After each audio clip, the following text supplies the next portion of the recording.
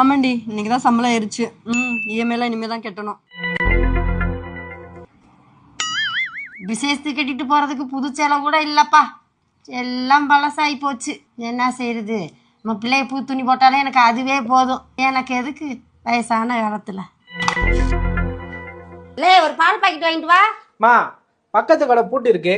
இப்போ நான் பால் பாக்கெட் வாங்கணும்னா பக்கத்து தெரு வரையும் போகணும்.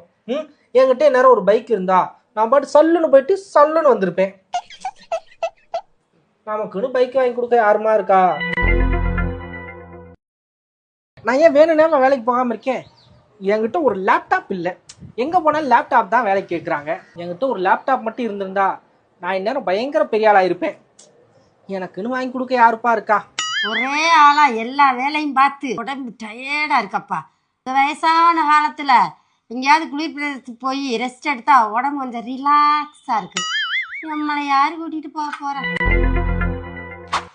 காசி போற வயசுல உனக்கு குளிர் பிரதேசமா? நீ புது படம் டவுன்லோட் பண்ணி பாக்குறதுக்கு நான் உனக்கு புதுசா லேப்டாப் வாங்கி தரணும்? 3 கபோர்ட்ல முக்காவாசி ஓன் துணிமணிதான் இருக்கு. ஒரு ரேக்ல தான் என்னோட வச்சிருக்கேன். உனக்கு புது துணி இல்ல.